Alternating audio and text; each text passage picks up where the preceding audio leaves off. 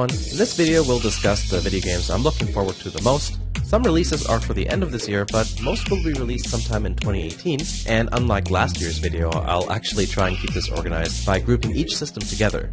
All games in this video are for the Nintendo Switch, Sony PlayStation 4, or PC. Why those systems? Because that's what I own. I also have a Vita and 3DS. Right now, there isn't anything that's catching my attention there. Before we begin, tell me what games you're looking forward to, whatever the system. There are tons of good games I'm not aware of, I'm sure, and I'd love to hear what everyone else is excited about. Let's get started with the Nintendo Switch, because I recently got one for myself. Xenoblade Chronicles 2. I very briefly played the first game on the Wii. It was very fun, but I never found the time to actually finish it. I really liked the open world environment, and it had a great atmosphere about it.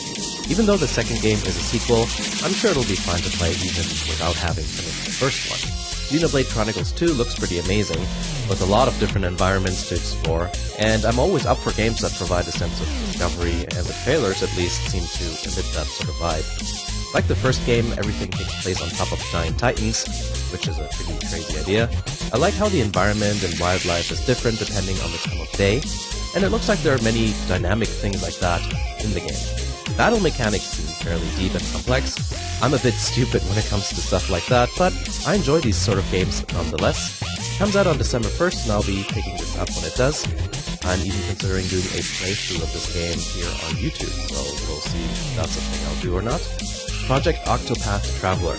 Here's another JRPG, but this one goes about things a little differently. As you can tell, it's very much inspired by 16-bit JRPGs from the 90s. I'm a huge fan of 16-bit graphics. There's just enough detail to make things out, but at the same time you can use your imagination to fill in any missing gaps. It plays like a traditional JRPG, so it's turn-based. The name of the game is just a working title at the moment, but as the name suggests, there are 8 different stories to choose from. You can actually try it out if you want. There's a demo in the eShop. You can try out the beginnings of 2 different storylines.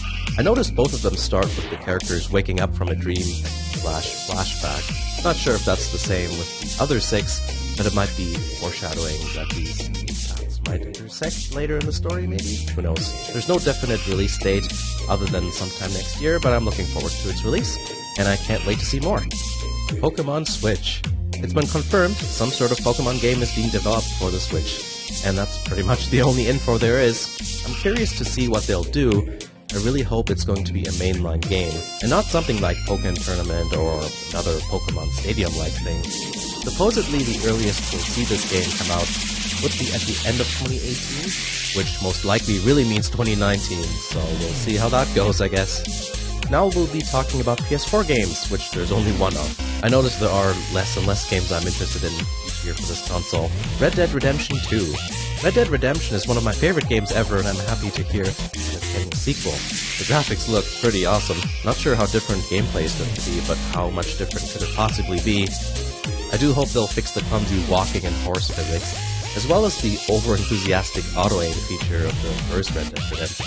This game is supposed to come out during the second quarter of 2018 for Xbox One and PS4. Hopefully there will be a PC version of it in the future. Also, nice naming convention, Rockstar. Is the 4th entry of the series going to be called Red Dead Revolver 1?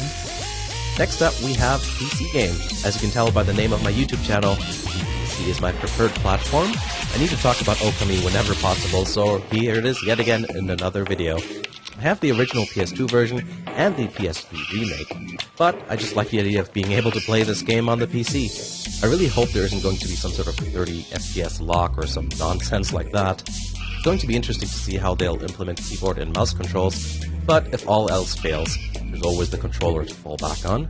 It's also coming out on PS4 and Xbox One, which is great because the more people play this game, the better. Apparently someone at Capcom agrees with me, since this game can be had on 6 different systems once it comes out on December 12th. Cyber Dimension Neptunia 4 Goddesses Online. This game is already out on the PlayStation 4, and I really like the direction the series is heading with this game. The problem is that the game suffers from many bugs and performance issues. There really is no excuse for this game to not run at 60 FPS consistently, and my hope is that all of these problems will be rectified once the PC version is released sometime early 2018. Something I would like to have as well would be optimized keyboard and mouse controls. It's supposed to be a mock MMO, so I don't see why we shouldn't get to use the number keys to activate skills, but I doubt that'll happen. They'll probably botch the keyboard and mouse controls like they do in every Neptunia game, so my bet is that the controller will remain the best way to play the game, even though the controller is usually never the best way to game. Age of Empires Definitive Edition. The original Age of Empires is one of the best and most well-known real-time strategy games, and it's been a big part of my childhood. A remake called the Definitive Edition will come out sometime early 2018. Looks great from what I can tell, but it looks like it won't run on Windows 7, which seems a bit like an artificial system requirement, thanks to Microsoft. I don't really want to install a new operating system for one game, so I'll most likely end up getting Age of Empires when I get around to building a replacement gaming computer, which will probably be in a few years from now. So yeah, make that 2 games actually, because Age of Empires 4 is on the horizon as well. The trailer doesn't show any gameplay, no word on the release date either, but I'm hoping that the game will feel more like the first or the second one. Age of Empires 3 was pretty fun and looks great, but it comes across as a watered-down and simplified version of the earlier games. Not bad if you paid $1 for it like I did, I guess. And that's it for the list. Hopefully you found this at least somewhat interesting. As I said in the beginning, let me know what games you're looking forward to. I'm always interested to read about what games you guys are interested in.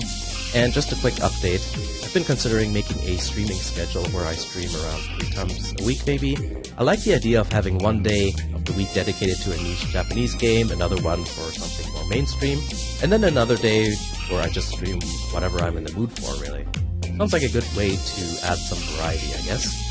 I still have to plan it out, so no details yet on the times of day or what days I'll be streaming. That's all yet to be determined. But thanks for watching everyone, and I'll see you again in the next video.